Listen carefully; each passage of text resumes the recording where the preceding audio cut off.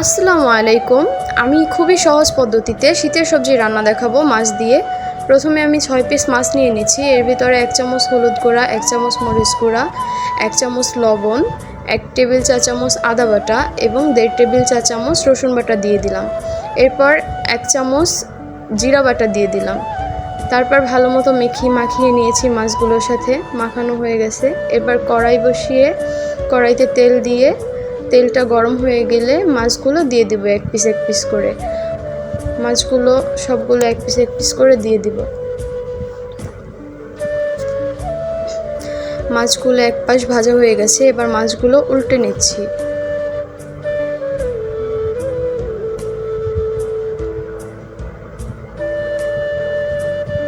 দুই মিনিট ভালো করে ভেজে নিয়েছি। এবার কড়াই বসিয়ে কড়াইতে তেল দিয়ে তেলের ভিতরে পেঁয়াজ কুচি দিয়ে একটু লবণ দিয়ে দিলাম। তারপরে মাছ মাখানোর পর যে বাড়তি মশলাটা ছিল ওইটা দিয়ে দিয়েছি। তারপর সুন্দর মতো একটু ভেজে কাঁচা গন্ধটা চলে যাওয়া পর্যন্ত অপেক্ষা করব। এরপর 1 চামচ হলুদ গুঁড়া, 1 চামচ মরিচ গুঁড়া দিয়ে ভালো মতো 20 সেকেন্ডের মতো নেড়ে চেড়ে নেব। এরপর পানি দিয়ে ভালো মতো কষিয়ে নিচ্ছি।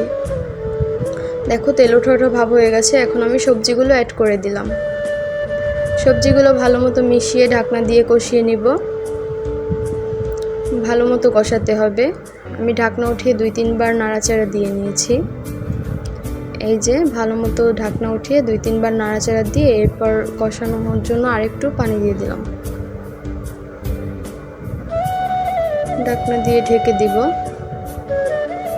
ঢাকনা তুলে আবার একটু নাড়াচাড়া দিয়ে নিয়েছি।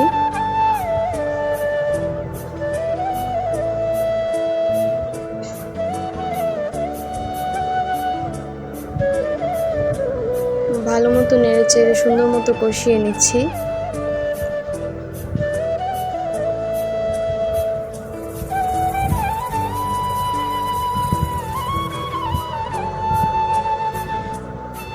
এই তো আবার ঢাকনা দিয়ে ঢেকে দিলাম। এবার আমার কষানো শেষ। সুন্দর মতো কষিয়ে নিতে হবে তরকারিটা। এবার রান্নার জন্য পরিমাণ মতো পানি অ্যাড করে দিচ্ছি।